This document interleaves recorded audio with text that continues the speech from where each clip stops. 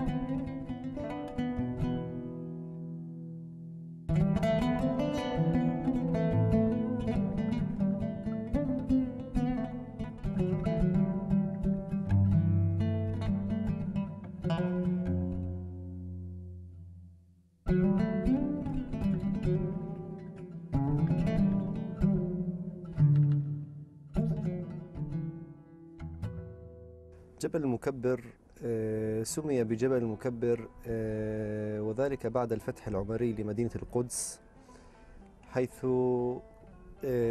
ورد في بعض الروايات التاريخية بأن جيوش المسلمين قد أتت بعمر بن الخطاب رضي الله عنه من المنطقة الجنوبية إلى مدينة القدس، فوقف عمر وعندما رأى مدينة القدس وكبر بصوت عال أمام الجيوش الإسلامية وقال: الله أكبر، ها هي إيليا قد وصلنا إليها. لما صار في مار الياس كان يعني شايف حاله شهم إشي، كان شلح الجبة حطها في بئر كاد اسمه، دبها هناك. لما مشى جاي بحر حاله وانه لابس جبة جديدة وشي، كان لهم يكفل القوم اللي معه الجيش، عاود طال الجبة من بئر كاد اسمه لبسها وطلع على المكبر كبر.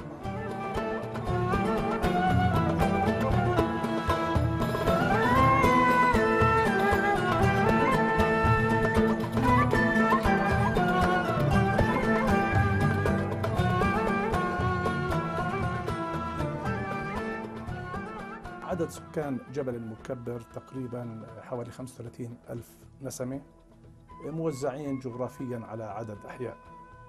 جبل المكبر هو يعني تسميته الأصلية السواحل، وهذا الجزء الغربي من السواحل. السواحل في عندنا سواحل شرقية وسواحل غربية، هذا الجزء جبل المكبر هو السواحل الغربي. جبل المكبر في عدة عشائر، 11 عشيرة في جبل المكبر، بتفرع عنها أفخاذ العائلات اللي موجودة في جبل المكبر.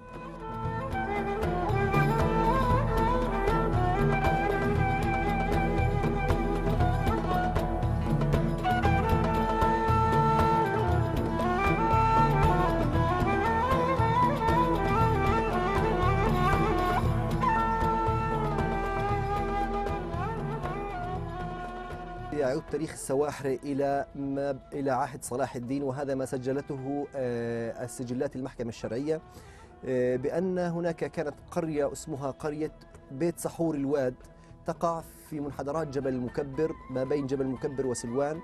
وهذه القرية اعتمدت على الفلاحة والزراعة، وعندما دخل إبراهيم باشا من مصر إلى فلسطين فرض عليهم الضرائب باهظة، فثارت هذه القرية على إبراهيم باشا، فما كان من إبراهيم باشا إلا أن دمرها وهجر أهلها منها، فاستوطنوا أرض البرية، برية القدس، وسكنوا فيها وبقوا في هذا الشتات حتى بدايات القرن العشرين، ثم بدأوا بالعودة مع بدايات القرن العشرين وانتهاء الحكم العثماني لفلسطين، بدأوا بالعودة إلى جبل المكبر كما كانوا آنفا قبل ذلك.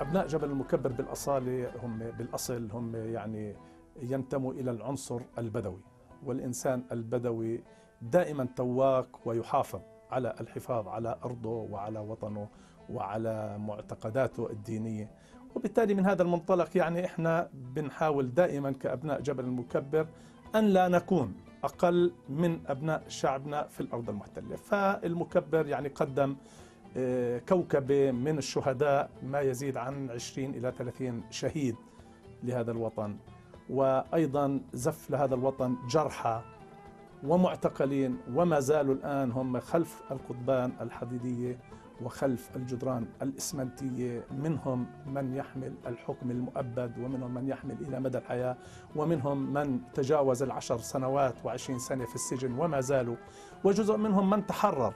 على مدار التاريخ كانت الجبال المحيطة في مدينة القدس تلعب دور استراتيجي في حماية المدينة والحفاظ على أمنها. ومن بين هذه الجبال المحيطة في المدينة كان جبل المكبر، بحيث يعتبر من أعلى الجبال المحيطة في المدينة، في قلب مدينة المحيطة بتلة بيت المقدس التي بني عليها المسجد الأقصى وقبة الصخرة والبلدة القديمة فيما عرف فيما بعد بالبلدة القديمة.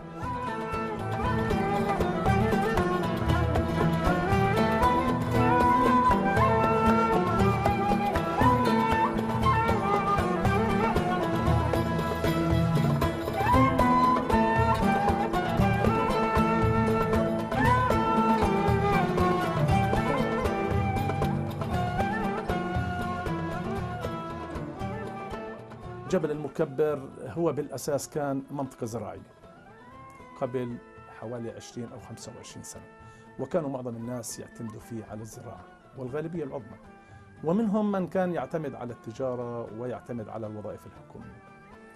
مجيء الاحتلال أيضا كثير من الناس تغيرت عقليتهم وتغيرت أنماط حياتهم، وتوجهوا من الزراعة والتجارة توجهوا إلى العمل ضمن مؤسسات تابعة للاحتلال، سواء مصانع أو دور علم أو العمل اللي احنا اليوم بنسميه العامل اليدوي، اللي بيشتغل بالكسارة وبالطراشة وبالدهان، الناس اللي بيشتغلوا بالعمالة. هدول تغيرت أنماط حياتهم وأصبح الاقتصاد دون المستوى المطلوب، لأنه كل واحد أصبح اليوم يروح يفتش عن عمل يومي حتى يكتات أكثر من هيك. لا، وفي أوضاع أخرى المضبوط، يعني الناس صارت تنتبه لها إنه اللي بده يعمل إشي اقتصادي صار يفكر بمضمون الضرائب اللي قاعدة بتثقل فيها بلدية الاحتلال ودائرة الضريبة الاحتلالية على المواطنين لما بده يفتح متجر أو يفتح سوبر ماركت أو يفتح أي مكان استرزاق له، يعني بيخضع لضرائب باهظة وبيخضع لشروط قاسية بيخلي الإنسان إنه يتراجع عن تفكيره في عمل مثل هيك مصلحة أو في عمل مثل هيك مؤسسة. أقيم على جبل المكبر مبنى المندوب السامي أو قصر المندوب السامي، وهذا كان له أهمية رئيسية في ذلك الوقت في فترة الانتداب البريطاني، بحيث كانت كل المظاهرات والاحتجاجات التي تقوم ضد البريطانيين وسياسة البريطانيين كانت تقوم على جبل المكبر أمام قصر المندوب السامي. واستمرت الانتهاكات الإسرائيلية لجبل المكبر، بحيث صودر جزء كبير من أراضي جبل المكبر وبني عليها ما يسمى مستوطنة أرمون هانتسيف. أيضا استولت شركة إسرائيلية على جزء كبير من أراضي جبل المكبر وادعت ملكيتها من سنوات ال30. مع بداية القرن الحالي أقاموا مستوطنة سموها نوف هزهاف، أي المنظر الذهبي، لأنها مطلة على قبة المسجد الأقصى. واستمرت الانتهاكات، بحيث استولى المستوطنون أيضا على منزل آخر في داخل جبل المكبر، وضيق تضييق كامل على حي كامل من أحياء جبل المكبر، ألا وهو حي الشيخ سعد، بحيث أن جزء كبير من أهالي جبل المكبر والسواحرة الآن مفصولون فصل كامل عن أهاليهم في جبل المكبر، ولا يحق لأهالي جبل المكبر وأهالي الشيخ سعد التحرك ما بين القريتين أو ما بين أحياء جبل المكبر إلا بتصريح خاص. إحنا لو فكرنا أنه الواحد يحصل على ترخيص، أي مواطن عادي بده يحاول أنه يحصل على ترخيص لبناء بيت، بيلاقي اعتراضات كثيرة وبيلاقي ظروف ومعوقات كثيرة بتمنع وبتحول دون حصول على الترخيص. إما حجج بيطلعوا له أنه هاي الأرض خضراء ممنوع تبني فيها، أو لأنه أنت تسكن حد مستوطنة ومش لازم أنت تسكن، أو أنت في منطقة صفراء وهذه أيضا كمان منطقة خضراء ممنوع الإقامة فيها أو تبني فيها، أو التنظيم بيكون مش شامل. فبالتالي كلها يعني مثل ما هو الإسكان، مثل ما هي المؤسسات الأهلية تحتاج إلى جهد كبير حتى تأخذ الترخيص، وغالبا ما حدا بأخذ الترخيص.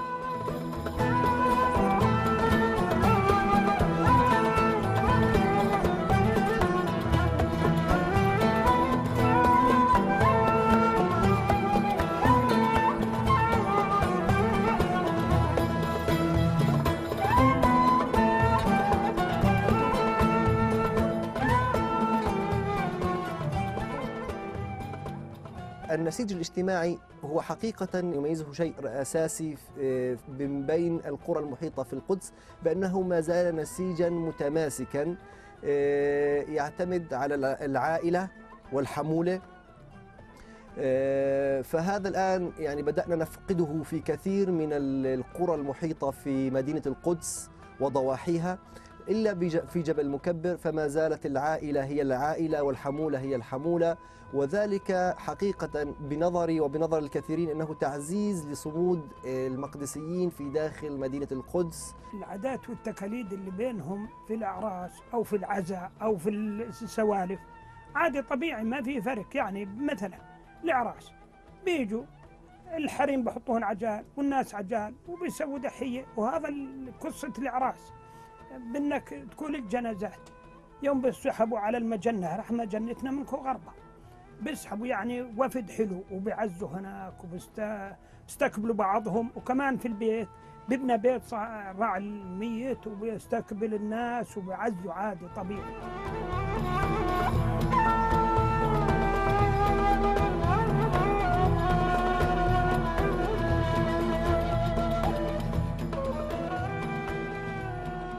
عندنا في جبل المكبر عدة خدمات موجودة وعدة مؤسسات موجودة. من هاي المؤسسات ومن أهمها واللي احنا نعتبرها الوجه الحضاري لجبل المكبر اللي هي المدارس. والمدارس عندنا بتنقسم قسمين، قسم تابع لبلدية الاحتلال، والقسم الآخر هو تابع للسلطة الوطنية الفلسطينية.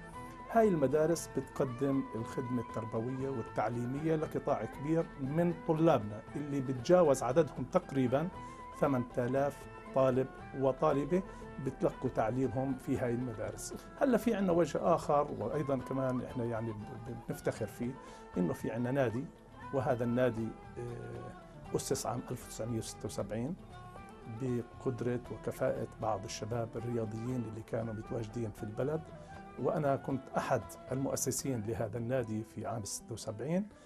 نادي جبل المكبر من الأندية اليوم المحترفة على مستوى الوطن.